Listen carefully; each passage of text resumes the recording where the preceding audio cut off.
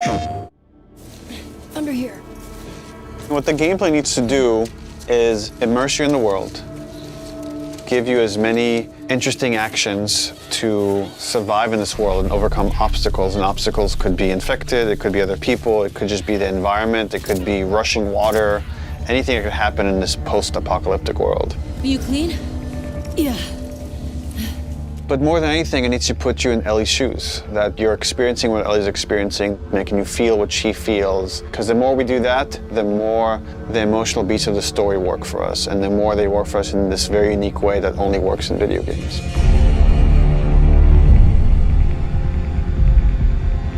The gameplay philosophy of The Last of Us Part 2 is putting you in the shoes of Ellie and everything that that means. It means giving you a threat constantly, as this world has.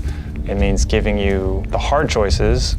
Because this game takes place in such a hostile universe and our characters are pushed to do really difficult things, we want to put you in alignment with those choices. We want you to understand how hard certain decisions were for these characters, because they're hard for you.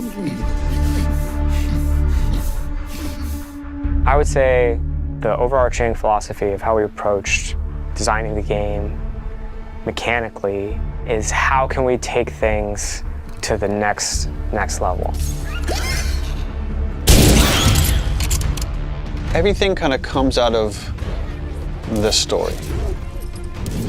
And how do we do it through systems?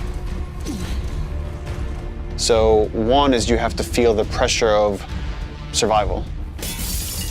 Survive by the skin of my teeth. How do I use all this scrap around me? Any kind of bullet, any kind of rag, any kind of bottle of alcohol. How do we give you that sense of being a survivor in this world?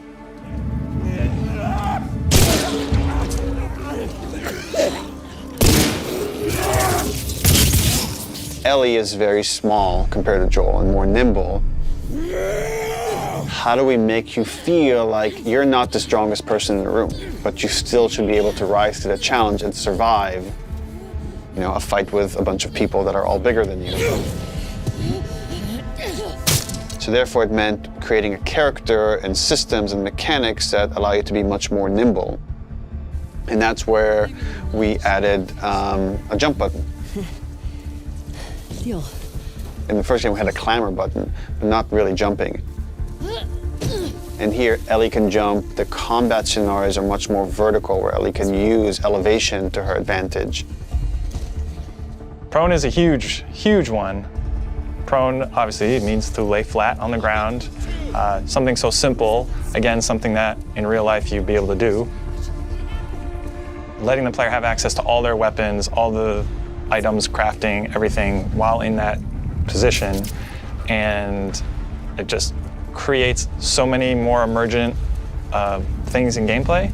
Now that we have this other state that the player could be in, which are very low to the ground, how else can we use this other than just hiding in vegetation? We're like, well, there's a lot of man-made things or different structures that have collapsed that allow just enough space for you to crawl under, which means that now, as enemies are looking for you, you can crawl under things and hide, and it's just one more way to assess your environment and use it to Ellie's advantage. Now, because you can hide under things, we made them smarter and gave them the ability to look under things. So while you might hide somewhere and be safe for a while, eventually they're going to start looking under stuff, and if you're hiding under a truck and they spot you, they're going to yank you out and then try to kill you.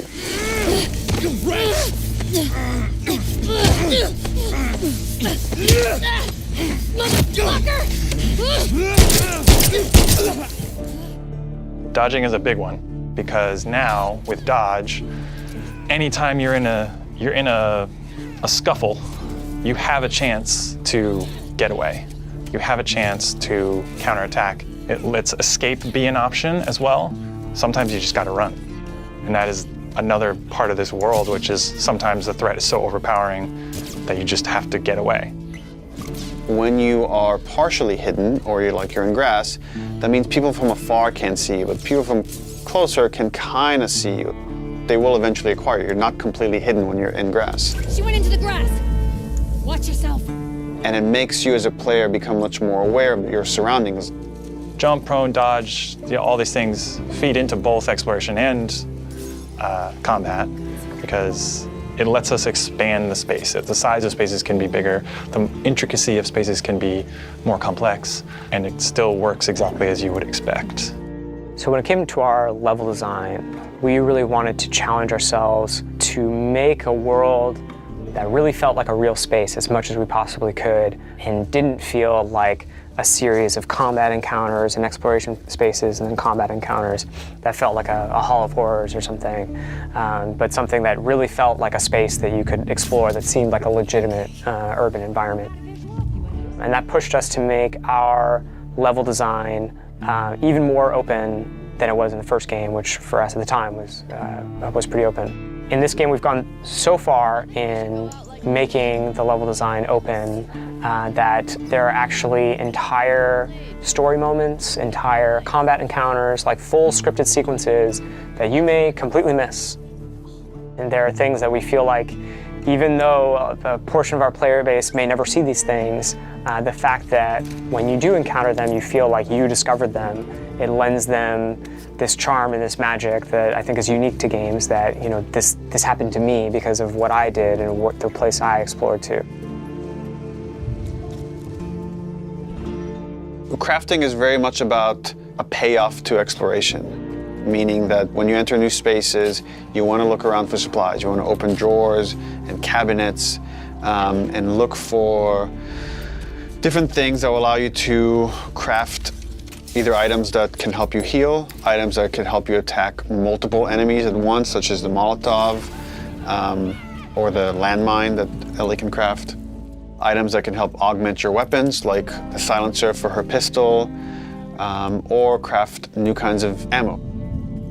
It also gives us tons of interesting gameplay choices and overlaps that you can do at any moment and on the fly. We try to be a game that wants you to make a lot of different decisions in combat as possible.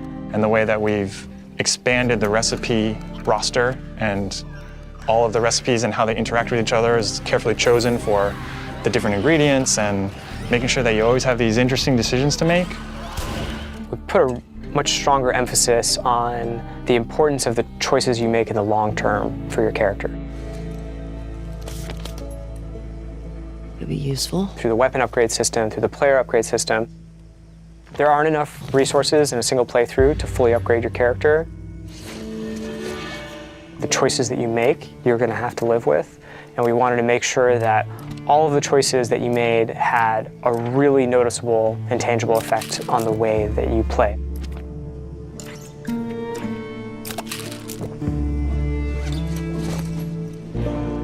You feel a greater kinship with Ellie because you are living with decisions that you've already made. Like you are continuing this through line of her journey through this world, and the moment-to-moment gameplay is influenced by that in a way that we haven't before. The realization that your choices have these long-term consequences is very much like the nature of the narrative of the game.